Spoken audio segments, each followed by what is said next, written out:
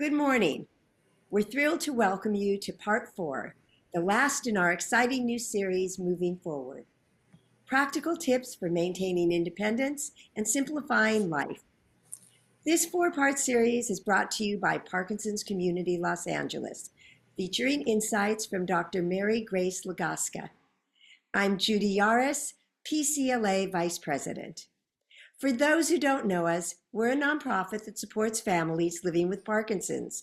And through our free education programs like this one, online and in-person support groups, social events, we do so much.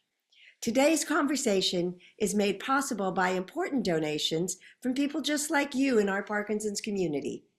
If you appreciate our work, please consider making a donation at pcla.org. Your donation is 100% tax deductible. So thank you in advance. We rely on your generosity to help us continue this important work. Our presenter, Dr. Mary Grace Lagasca, is an occupational therapist and an entrepreneur in Houston, Texas. While pursuing her doctorate degree, she was able to conduct a study with persons diagnosed with Parkinson's disease using cognitive mapping and motivational interviewing to help clinicians provide more person-centered care. Her research was a poster presentation at the World Parkinson's Congress in Barcelona, Spain, this last year, and she also did a workshop of a presentation at the National Association of Occupational Therapists Conference in April. In addition to her work with the Houston area Parkinson's community, her inspiration comes from being an advocate, cheerleader, and caregiver to her father, who has been battling Parkinson's disease for the last decade. So let's get started. Thank you so much, Judy, for that introduction again. While I'm getting my screen up, if you don't have a pen with you already, go ahead and grab that and a piece of paper.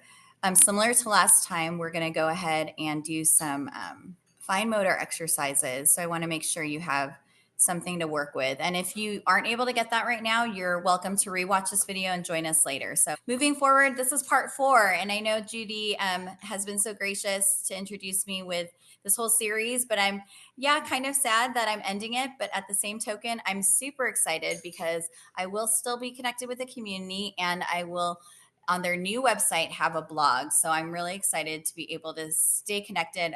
My information's at the end of this. Feel free to reach out. I've been loving hearing the feedback from the group, and I'm glad that the information you're finding is so practical.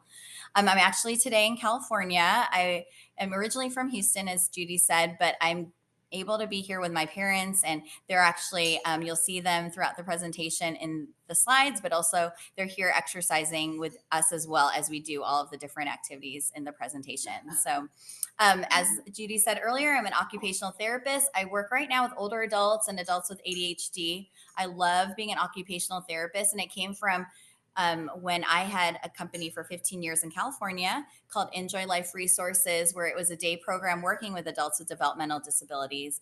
After that, I wanted to expand my understanding, and I'm a lifelong learner. So I got my doctorate in occupational therapy soon after, and then have been doing that and just thoroughly enjoy helping people who are either with a chronic condition or some kind of transition in life get back to doing the things they want to do. So that's what occupational therapy is. Occupation, which means activity. So getting you back to doing the things that you like to do, the activities you like to do. And the heart of my work and research, as Judy said, has been around Parkinson's disease. My dad has battled it for the last decade, and I feel like we're on that same fight with him. And so I've been not only using him as my inspiration, but all of you as well, as you reached out to me, and every person I meet with this disease. It's been inspiring, to say the least. And I'm actually trying to create an assessment tool called Reflective Pathways, which I'll talk about later in the presentation.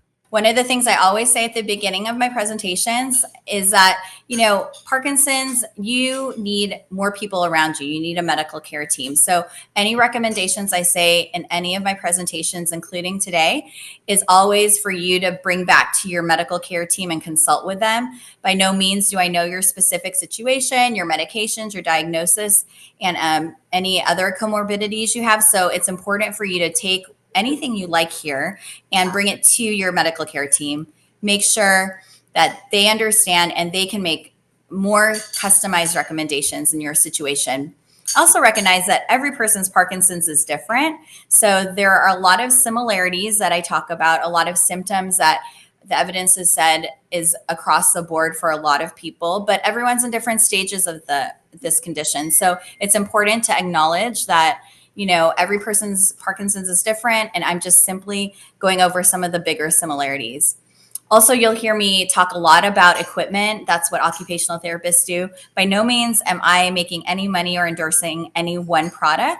I'm just bringing up products that I've used in the past that several of you and people I've worked with in this community have promoted or said worked for them. And it's just more food for thought, some information to help educate you, make you aware of. I'm also given the task to encapsulate three big conversations I've had with you into one. And so today I'm trying to recap all of those talks, but also if I could really have you walk away with anything, these would be the top 5 things I would say to incorporate into your life now that could potentially help change the quality of your life for the future with living with Parkinson's, slowing the condition and the symptoms, and really empowering you to live the best life you can. So my 5 M's are minimize stress, mindfulness, movement and music, meaningful connections, and Mary is not just so you don't forget me, Mary Grace, but Mary like Merry Christmas. Mary is just bringing daily celebration and joy into your life and a sense of gratitude and thankfulness. So all of this is important, and all of the stuff I will be talking about today, all of the strategies we'll be using and things I'm teaching you is really centered around this really great and hopeful thing that we understand is neuroplasticity. Since Parkinson's affects our brain, it's really important for us to understand that our brains are malleable and plastic, and with changing and adapting and trying new things, we're creating new connections that are strengthening and rewiring our brain in a way that reorganizes and helps us to not only combat the symptoms, but hopefully slow the progression of those symptoms. So there's a lot of hope. But I bring up also this slide. It might be familiar to some of you if you were in my last talk. I talked a lot about routines, rituals, and habits, because these 5 M's really will affect how your routines, rituals, and habits could be in the near future. And so at the top of my list, why we look at these things is neuroplasticity, but also we all know that Parkinson's is a low dopamine condition. So we're always looking at non-medicated ways on a daily basis we can increase that dopamine. So a lot of the things I'll talk about is requiring you to maybe look at your daily routine. One of the easiest ways that I bring this up is looking at the use of your cell phone. I get a lot of feedback, probably the most reaction from this picture that I have here. This is my parents. We're in Barcelona, Spain, on a boat overlooking beautiful scenery of the sunset. And I turned around and I had to take a picture because just like my parents, I'm the same way. They're on the phone. And so a lot of what I'll talk about is trying to bring us to the moment, putting our phones away. Here I put not scrolling first thing in the morning. Happens with our brains and our body. We're resting and our brains are recuperating and regenerating and restoring during the nighttime and actually building up dopamine. And when we take our phone out and start feeding our brain with news and information and things to do, and maybe starting to bring up our blood pressure and, you know, create some anxiety, that's automatically stealing all the dopamine that your brain has been, you know, building up and storing overnight. So put the phone away if you can first thing in the morning. Also promote taking a cold shower and just trying to stimulate what we call the vagus nerve in your central nervous system. And my last talk talks a lot about cold showers and what that could do for you. But just looking at our routines, rituals, and habits and how we can control things that are coming into our brain, maybe instead of looking at a device, looking at a Kindle or book, because this device also brings in a lot of blue light, a lot of notifications that we can turn off, and it disrupts our brain in a way that we may not notice or recognize. And oftentimes, if we're trying to rest or get sleep, like in our bedroom, look at all the devices you have, the TV's on. These things are not causing distraction as much as it's just disrupting the process of your brain trying to rest or sleep. So maybe putting those things away or using less devices if possible. And I know that's difficult. I'm talking to myself as well and when I'm saying this, but it's really important to recognize those things. So in light of all that, let's start with the 5 M's. If you, again, didn't have a chance, look for this on the website, on the YouTube channel for PCLA. You'll see a lot of what I referenced today in those other 3 talks here, where we're conserving energy, improving your quality of life, boosting your mood, and increasing your participation. So my first M, minimize stress. So I talked a lot about putting the phone away, not looking at it first thing in the morning, but also obviously a way to minimize our stress is getting really good rest and sleep. So in my last talk, I talked about sleep hygiene and having a regular routine, how important that is. But hand in hand with getting good rest is energy conservation and thinking of our body, our energy that day as a pie, and how much of that pie are we consuming throughout the day. For example, we might not be prioritizing or planning well. We might be putting too much in our day and not pacing ourselves well. And then we have to look at how we're positioning ourselves. We might be doing things that overexert our energy or expend our energy. And as an OT, we're always looking at how we can conserve it. So the pie that I was talking about, the energy for the day, could be half of that pie could be taken out if you are going on an outing that day to the doctor. So that means you only have half of the pie left. You're probably not going to want to do household work or go to an exercise class if it takes out too much energy, knowing that you need to do like this outing that takes out half of your pie during that day. So looking at the 4 Ps, I talk about that in my first talk with a PCLA group on the YouTube channel. I also introduce a lot of equipment. So dressing up in the morning takes a lot of time and energy out of us. So what type of equipment could you maybe incorporate? I go over some of these in that talk. I just wanted to reference and remind you to go back to that talk if any of dressing tasks you find are difficult or exhausting for you. Also going to the restroom and toileting, looking at just how to put grab bars. These are simple ways to install grab bars into your toileting area or your bathroom, or even reaching over. There's a device here that you could use so that you're not hurting or overextending or using too much energy because you're not able to get up safely or properly. So all of these things are with the mindset of energy conservation, safety, and again, minimizing your stress so that these daily tasks just to get out the door aren't zapping all your energy, so that you have that energy to enjoy the outing that day or whatever you're trying to get to. Those states. So when I talk about positioning, it's interesting. Go ahead right now and check your body and your positioning. If you're sitting up in your chair, go ahead and make sure you're sitting up. If you're slouched over like this, which oftentimes Parkinson's wants us to close in on ourselves, we are trying to open up our chest, not only for position, but for breathing. And what we're trying to do is take your chin and try to make a double ugly chin. What happens is you're now realigning the spine. So I'm going to go to the side. And so oftentimes we're like this. Our tech and our devices, one is hunched forward. And by realigning and doing the ugly double chin, you're bringing your neck in alignment with your spine so that you're only putting, in this graphic, 12 pounds of pressure on your spine versus if your neck is arched forward for 2 inches, it's actually putting 32 pounds of pressure. That's more than double the amount of pressure that needs to be on your spine. If you're even further, 1 more inch, 3 inches, you're actually putting almost 42 pounds of pressure on that spine and that neck.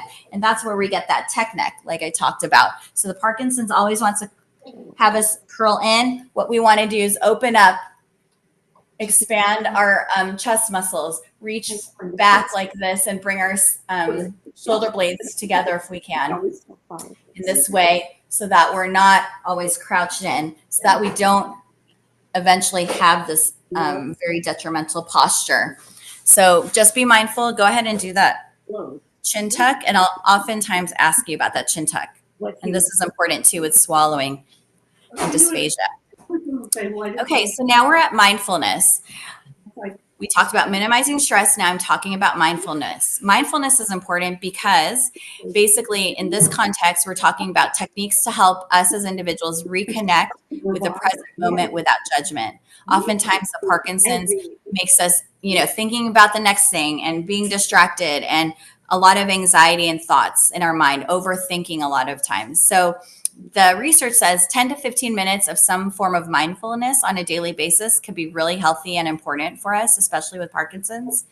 I like to think of mindfulness in different mediums or forms. So the physical mindfulness, meaning here, my dad, he's like doing grounding exercises where he's just outside in nature, his bare feet, touching the grass. There's a form of practice called Shinrin Yoku. I think I'm saying that correctly, but it's a Japanese practice called basically meaning force bathing, where they go unplugged without their cell phones out in nature, taking in all of the nature, the sounds, like stimulating all the senses with the sounds, the smells, the things they see without distraction, just taking in force bathing, taking in what's happening in that moment. And then the movement is another way that we can be mindful. So later on, I'll practice with you some movement exercises, but really having that connection again with your mind and your body to be able to do things and see and feel how am I experiencing my body in this moment. And then visualization. So go ahead and I'd like you to actually practice this visualization and mental mindfulness exercise with me. Basically, what I want you to do again is go ahead and do the chin tuck, sitting back and relaxed in your chair. Go ahead and close your eyes for a moment and take in a couple deep breaths. I like to say through your nose and out through your mouth. And just notice your breath and the slowing down of your breath. And as you're slowing down your breath and paying attention to your breath, with your eyes closed, I'd like you to go ahead and in your mind, go ahead and start scanning your body. Meaning, I want you to start experiencing and feeling in your mind how you feel from the top of your head. Just start scanning your body down to your neck, down your head, down to your neck. Continue to scan your body and your mind from your neck now down to your shoulders. Still breathing slowly, taking in that breath, scanning in your mind from your shoulders, down your arms, down to your elbows, down to your hands. Still taking in the deep breaths, down to your stomach, from your chest to your stomach, down to your hips. Continuing to scan in your mind from your hips down your legs. Continuing to scan in your mind from your knees down to your heels. And continuing to scan in your mind from your heels to your toes. Now, with those deep breaths, I want you to go ahead and find, without judgment, where there's tension in your body. And when you find the tension, I want you to go ahead and take a deep breath. Breathe into that space or place in your body with the tension and breathe out, releasing that tension. Go ahead and find that tension again. Take a deep breath and breathe out and release and relax that part of the body. One more time, I want you to find tension in your body. Take a deep breath and breathe in and then relax, breathing out and releasing the tension in your body. Taking a couple more deep breaths, your body should feel much more relaxed at this point. And when you're ready, you can go ahead and open your eyes. And that's a mindfulness exercise that you can do. You can watch this video again if you want to, but something you can do, a body scan on a daily basis, just to check in with your body and yourself and recognize, wow, I am holding tension there. I need to relax it. Sometimes it has to be that conscious. So my third letter M. So we went through minimizing stress, mindfulness, and now we're doing movement and music. So movement and music is really important. So again, as we were talking about journaling and ability to release those negative emotions, all that built up cortisol in our body, one way is to move our body, and music also helps with that. So the benefits is again, a lot of these things are intertwined. So we're reducing our stress, we're boosting our memory, and we're lowering our blood pressure. And I want to encourage you to maybe consider, where could I incorporate more music in my life? So could I listen to music in the shower? In fact, I put an article here that when you sing in the shower, it helps actually not only increase your dopamine, but there was a study that actually says that there are all these added benefits that you might not realize. So no one can hear you in the shower, so go ahead and sing in the shower. You could also, by listening to music while you're doing monotonous tasks like brushing your teeth, you're actually firing off all these things in your brain that are really beneficial for you. And then just, again, doing those tasks around the house, having background music, all that's really beneficial for the Parkinson's. So I love this graphic because it just shows the different parts of the brain that actually get activated when you're listening to music. And if you think about it, all the benefits, I call it music is exercise for the brain. All the benefits you can receive, really come not only in that one moment, but because you're now planning, you are coordinating with the rest of your face, the words, you're articulating, you're projecting. A lot of speech therapists incorporate singing. I'll talk about that in a little bit, because you're now projecting. For Parkinson's, we're using our throat and our facial muscles in a way we wouldn't ordinarily use it without the singing. You're also looking for a beat. You're trying to follow rhythm. You're memorizing words and bringing them to the forefront and then singing them out. So there's so many ways that music and singing actually allow all these added benefits, along with obviously bringing up, increasing your mood. I started in one of my exercise classes singing. And so I got so much feedback on how it felt. It didn't feel like exercise when we were singing along with doing the exercise. So we'll practice that in a little bit. But yeah, I really want you to think, how can I incorporate more music into my life? Because this is not only going to help you with the Parkinson's, but it's going to help you just increase your mood. So something I wanted to try to do with the group that I haven't done before, but I think is really important. And I'm not a speech pathologist, but I've learned this from my counterparts that are in speech, that one of the great ways to exercise our face, because Parkinson's tends to want to do something called facial masking, is by really emphasizing our facial muscles. And again, I talked earlier about warming up and using the muscles in our throat and in our face. So the way we're going to do this, again, check yourself, make sure your posture is upright, your chin is tucked. And what we're going to do is I'm seated. You can stand if you'd like, but you're going to take your arms and you watch me. We're going to bring it up and we're going to go, eh, and we're going to hold it out as long as possible. So I'm doing it here with my parents as well. But you're welcome to watch us or to join along. But what I'm going to ask you to do is hold out A for as long as possible. So it might be annoying.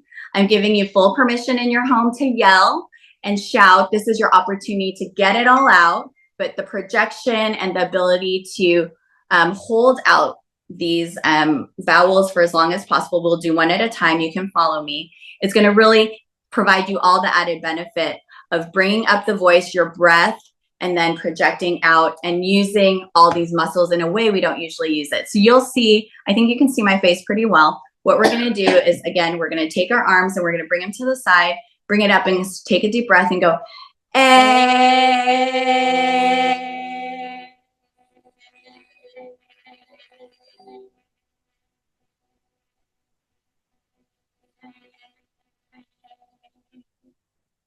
Good.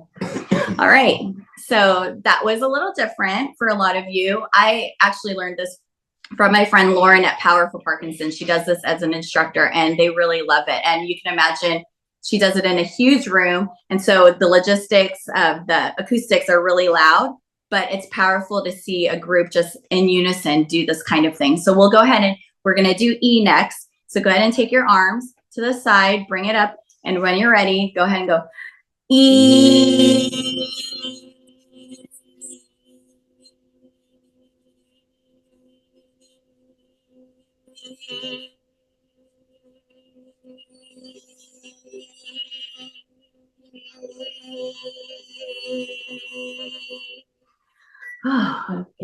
I have a guy in my group that is a professional singer, sang for a very long time, and he holds it out way longer than the rest of the group. So you can tell that he has that lung capacity. So you might be out of breath. So go ahead and relax. We're going to do I, and then O, and then U. And again, I'm emphasizing the facial muscles that you're exercising as you do this. So let's go ahead and do I.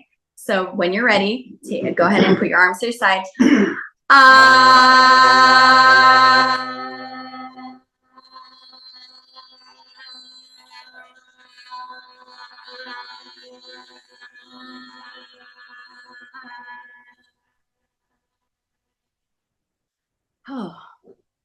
Now you might feel like you're emphasizing and it looks silly, your face, you're like making these faces. No one sees you. I don't even see you because of the way my iPad's set up. So just really try to emphasize. I know with Parkinson's, oftentimes we think we're yelling and they actually think we're just mumbling. The feedback is like, because Parkinson's wants to keep you quiet. Well, we're not going to let Parkinson's keep us quiet. So we're going to be loud. So let's go do O. Ready? Get your arms so to the side. Ready when you're ready. Go O.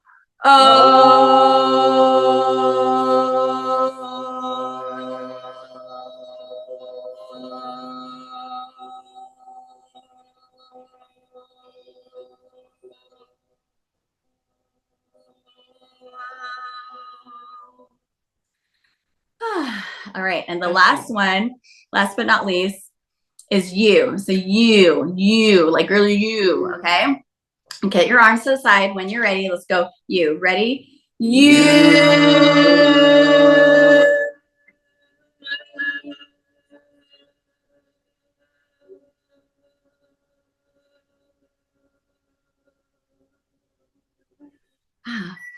Okay. For some of you, you may have participated. If you didn't, you're welcome to. Again, the beauty of this is it's recorded. Thank you, Judy. So you'll watch the video and you can practice it. But this is great warm up for when you're about to talk to somebody on the phone, maybe, and you know that they might not be able to hear you, or they say you tend to mumble. So you want to talk for a long time, for more, maybe in a meeting. Practice these exercises before you leave the house, and that'll warm up. You probably feel a lot more warmed up in your face and your neck. And the Parkinson's, again, wants to keep us quiet. We're going to be loud. So does that make sense? Does that make sense, Ted? Yeah? Yes. You guys? Okay. All right. So we moved with our face. Movement also includes aerobic exercise. So the research says 3 times a day for 30 minutes. Some kind of strength training for Parkinson's, 2 to 3 times, 2 to 3 days a week for 30 minutes, if possible. Balance exercises, 2 to 3 days for 30 minutes as well. And then stretching. Again, the same thing, 2 to 3 days, for 30 minutes, 2 to 3 days a week. So again, if you find an exercise program that you like, I'm going to be referencing some here, some videos as well that you can look at. If you can't leave the house, please try to incorporate some kind of aerobic exercise, strength training, balance, and stretching. So now we're going to practice another exercise. If you're not too tired, I'm going to ask you, oftentimes I'm at my parents' house and they have these chairs that look like this, and they don't have armrests. Ideally, the safest way is to have an armrest, but in this case, they don't. So, Dad, I'm going to move you for a second. Let me go ahead, and if you can grab. No, it's okay. And what I'm going to do is I'm going to have us do this we call it a sit to stand. If you've been in PT or physical therapy for any length of time, they may have had you do it, but I'm going to angle my camera like this. And I'm going to have you do, Dad, you could you use that chair and try to do it? I'll have you do what we call sit to stands, but we're going to do it to a song. So I copied this from Maggie over at Houston Area Parkinson's. And I did this with my group and they loved it. But a lot of you know this song. It's called My Bonnie Lies Over the Ocean. My Bonnie lies over the sea. My Bonnie lies over the ocean. Oh, bring back my Bonnie to me. So the way that this looks, and I think you can all right. So the way this is going to work, is you're going to take your arms and pretend, in my group, we like throwing Parkinson. So you're going, throw the Parkinson. So your bottom is up in the air and then you stand up. Okay.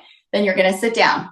Okay. Make sure you're seated where your hips are in alignment with your knees, or your hips aligned with your knees, and your feet are also aligned. So there's a 90-degree angle at all your joints. So that's what we call stacking your joints.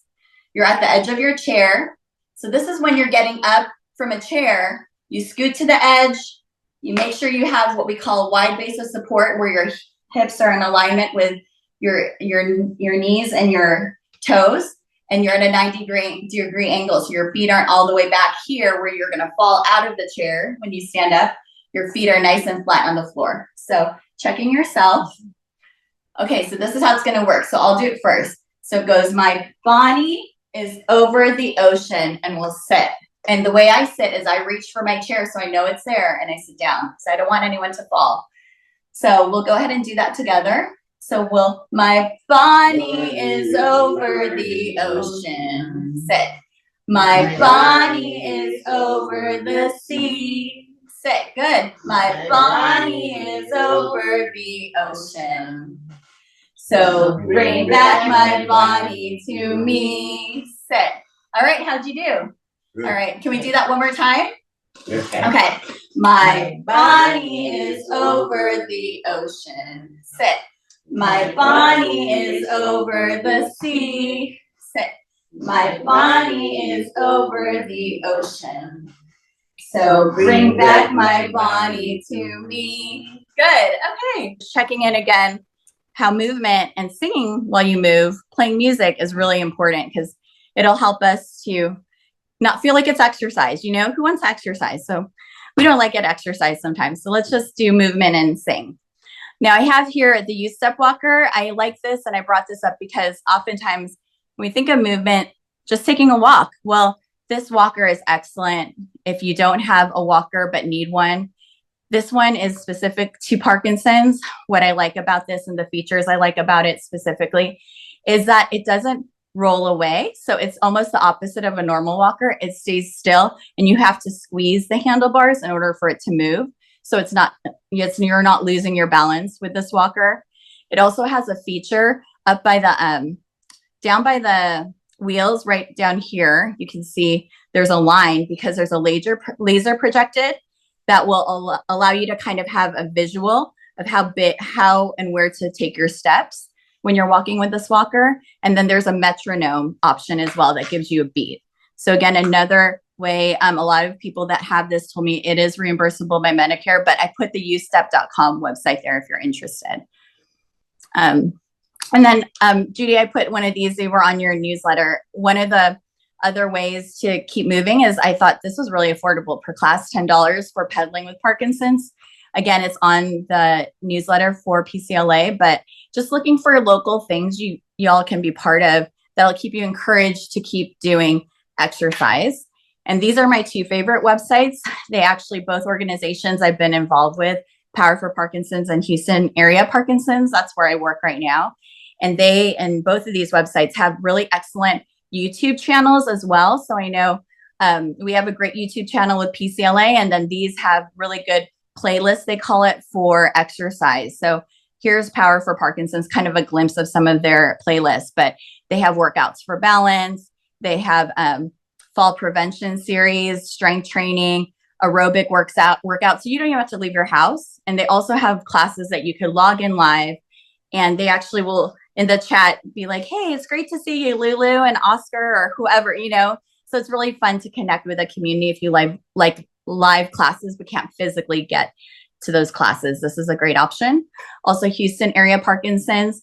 I get a lot of my work that I've been doing with all of y'all with the team over there. So here is some examples of some upper arm exercises.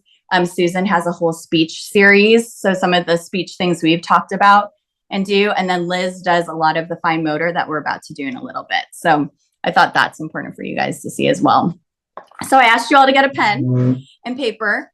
It's really important to recognize that Parkinson's, again, has a lot of challenges, and some of the symptoms could be slowed down as we continue to exercise them. One of them, unfortunately, is dexterity, but I used Liz's exercises from hers to do exercises with you last time. I wanted to do them with you again today because I laugh, but my dad always, I tell him what to do, but he always says, well, I won't do them unless you do them with me. So do them with us right now, you know, grab that piece of paper, go ahead and fold it in half. with your fingers folded in half. I just have a scratch piece of paper here. Go ahead and tear it. And if you wanted more of a challenge, you could get, harder, thicker paper and do this. Go ahead and fold that one in half again.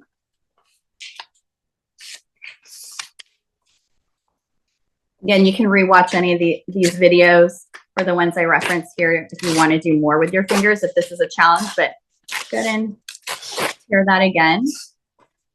And for some of you, I'm just going to fold it this narrow. And then what you can do is just start crumpling it up. You can see my fingers there. Start crumpling it up like that. Now I'm using two hands. If you want more of a challenge, just do the one hand.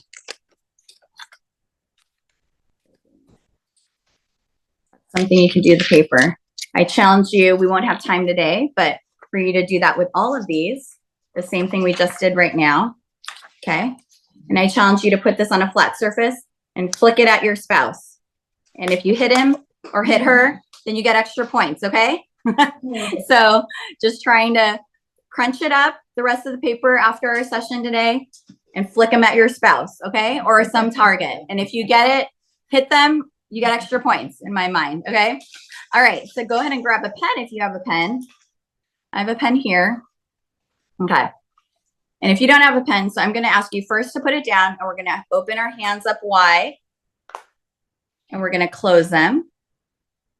Open, close, good. Open, close, open, close. Okay, shake it out. Roll your wrists. Okay, now pointer and thumb, middle, ring, pinky. Let's do that again. Pointer, middle, ring, pinky. Now, if you want another challenge, say it with me. Pointer, middle, ring, pinky. Now let's go backwards. Pinky, ring, middle. I had to think for a second. Pointer. Let's do it one more time. Pinky, ring, middle. See, it's a cognitive exercise too. Pointer. Good. Okay, you could do that 10 times today. You could do that while you're watching TV. Again, don't forget your paper homework. Now grab your pen. All right. So let's take that pen and let's just roll like this. Your pointer and thumb. Now do your middle. And do your ring. And your pinky. Ooh, that pinky's hard. Now let's shake.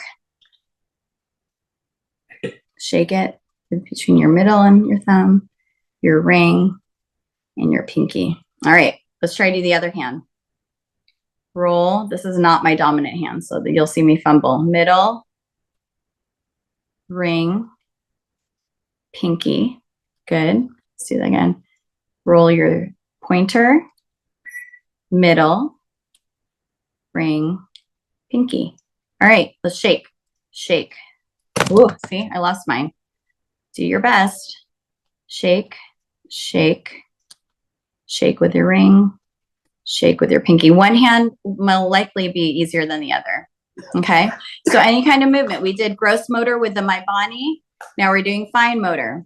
We did facial with the A, E, I, O, U. So any kind of movement, and if you could do to music, extra points. So now my fourth, we went minimize stress, mindfulness, movement and music, and now meaningful connections and community. I put some pictures here that just incorporate ways that my family has tried to really come around my dad and have meaningful experiences. Where are you connecting? Where's your community? I think PCLA is amazing. So I listed them here. Of course, if you're not part of a support group, please join. But my dad's part of this online singing group, and they have online classes as well, Tremble Clef. In fact, here I have at the World Parkinson's Congress, their picture, they're singing the opening ceremonies. It's really important to make those meaningful connections and know you're not alone. With Parkinson's, it's very isolating. We don't want people to see our symptoms, see us progress, but there's something, again, with our dopamine and all of the good chemicals that can increase in our body when you have these connections. Now there's things like ping pong. So incorporating, we said, mindfulness, now movement and music. Now you could do meaningful connections to add a layer to that. And there's ping pong all over the country now for Parkinson's. I forget that my dad has Parkinson's when he's playing ping pong because he's just breaking a sweat and playing with my son and my daughter. And it's a lot of fun. And then there's Rocksteady Boxing, which we'll go to later today. And I put their website there because they have Rocksteady Boxing all over the country. I love dancing because, again, this brings in all of the 4 things I talked about. It minimizes your stress. You have to be mindful when you're dancing. You're going to step on your partner's toes. You incorporate music and movement. And then here you're making meaningful connections. So my parents are here ballroom dancing, but there's so many online websites that you can go to experience and partake in dancing. Here locally in Orange County and in San Diego, I believe also in LA, there's Parkinson's ballroom dancing.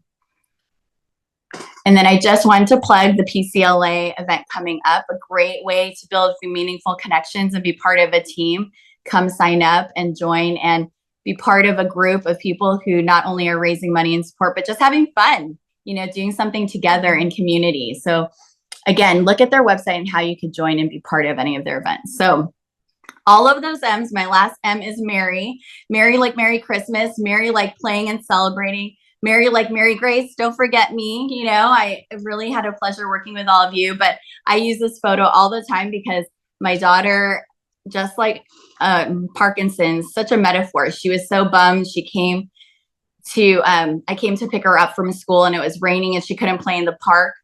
But as an occupational therapist, I had to come, and as her mother, I had to come and think outside the box. And so I brought her rain boots and her umbrella and said, you know what, a rainy day is not going to stop you from playing. So we, as in my innovation mind and as a mom, decided we're going to make this fun. And so I gave her the rain boots and the umbrella and told her to have at it. And I gave her permission. So this is my way of giving you permission as Mary Grace to go play and celebrate what has happened in your life, all the great things that have come up in your life. And I love celebrating around food. So again, in one of my previous sessions, please look at the ways that you can engage with other people and be part of celebrations. Don't let your Parkinson's stop you from joining. So here's a lot of equipment that you can use to help you continue to stay engaged in those meals and celebrations and times together. And now I wanted to take us through a mindful practice of trying to consider how to be thankful. I think at the end of the day, Merry means to me celebration and play, but also joy and thankfulness. And so to end my session today, I wanted to take us through just a 2-minute mindfulness practice to kind of slow down our mind again. So if you can, go ahead and check your chin, tuck that chin, sit up straight, but then now go ahead and relax into your seat, close your eyes. And I want you to think about not only yourself in this moment, but check in with your body and your breath. Take some deep breaths.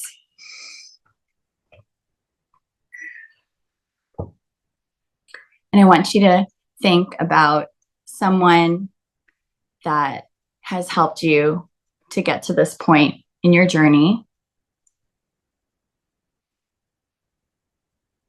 I want you to think about that person that has taken the time and the effort to support you to be where you are today. Continue breathing. And I want you to take this moment right now in your mind to think of how they've invested and spent time with you.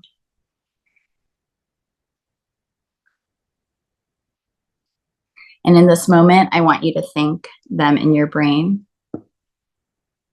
for all that they've done.